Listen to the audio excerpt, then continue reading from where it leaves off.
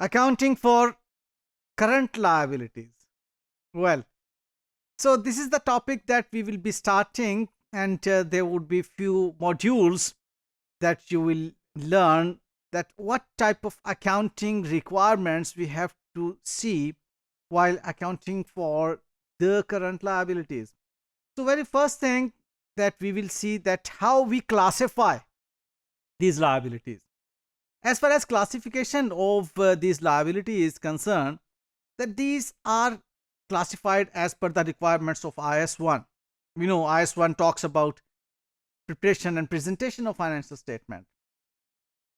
So these current liabilities are in fact distinct from the non-current liabilities first. And IS1 requires that all the non-current and current liabilities should be presented on the face of the statement of financial position. Okay. So it is important that we must learn that what is in fact the difference between non-current and the current liabilities first. All right. So current liabilities are in fact the liabilities for which the entity expects to settle in its normal operating cycle. And normal operating cycle, by the way, we have discussed in our earlier modules that it starts from placing order of raw material and then converting that raw material into finished goods and then selling that finished good to the customer and then finally recovering cash or realizing cash from those receivables. That ends over there. So this is normal operating cycle that can be less than 12 months or that can be more than 12 months in certain circumstances. Well, so the entity expects to settle those liabilities which are expected to be settled in normal operating cycles are, so mostly it covered trade payable. All right. Then the entity holds primarily for the purpose of trading. In this, if you do recall your memories for the discussion that we had under IS1, that these are in fact the derivatives. Okay. Or in certain case of like banking institutions, we see there are certain portfolios in which like the banks they trade, and then which is due to be settled within 12 months after the reporting period. Look, this point is different from number one. In number one, we are talking about operating cycle, and here we are talking about 12 months. So normally we understand, what the understanding we have about the current liability is that any amount which is due to be payable within the next 12 months is current liabilities. It is fine, but remember that there are certain other points as well to recognize a liability or to classify a liability as current liability. Well, the fourth point is that the entity does not have an unconditional right to defer settlement for at least 12 months after the reporting period.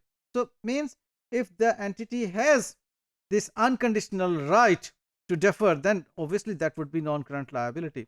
But if that entity does not have the unconditional right to defer the settlement, so it would be the current liability.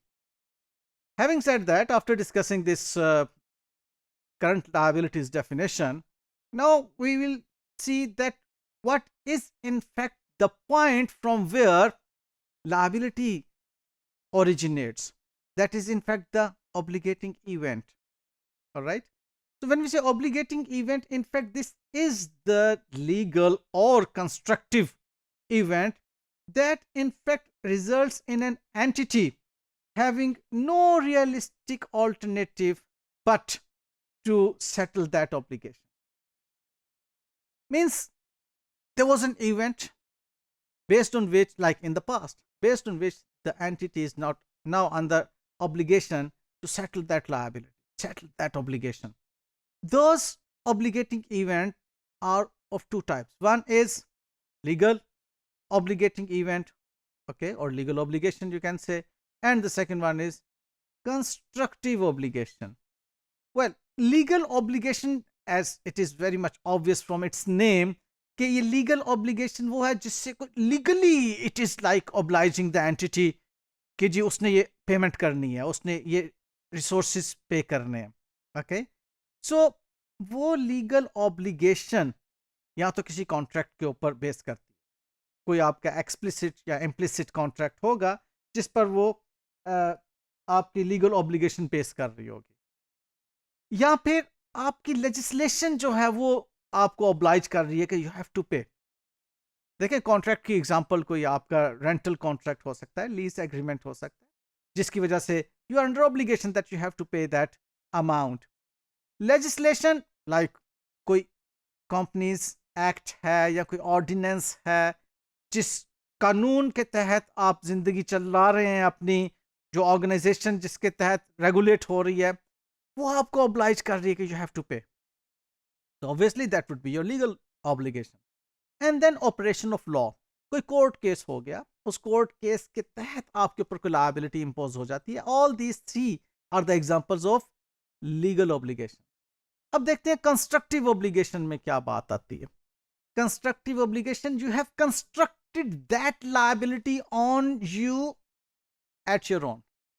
Okay, कोई legal नहीं था आपके ऊपर कोई pressure, लेकिन आपने obligation जो है इस्टेब्लिश की है अपने ऊपर based on the published policy. आपने कोई पॉलिसीज पब्लिश की हुई थी अपनी कि जी हम ये पेमेंट करेंगे, हम ये सफाई करवाएंगे, हम ये जो कंटेमिनेशन हो रही है आपकी वजह से, आपकी इंडस्ट्री आपकी फैक्ट्री की वजह से, उस कंटेमिनेशन को आप रिमूव करवाएंगे। तो वो चीज़ें जो हैं आपने अपने ऊपर खुद से ऑब्लाइज कर ली, कंस्ट्रक्टिव ऑब्लिगेशन। या आपकी पास्ट प्रैक्टिस ऐसी थी कि आप ऐसा कर रहे थे, या फिर कोई करंट स्टेटमेंट है जिसकी वजह से आप एक्सेप्ट कर रहे हैं certain responsibilities that this is what you would be doing. तो ये 3 पॉइंट्स इसमें जो है वो आपको लेकर जाते हैं इस पॉइंट पर कि आपने ये लायबिलिटी पे ऑफ करनी है।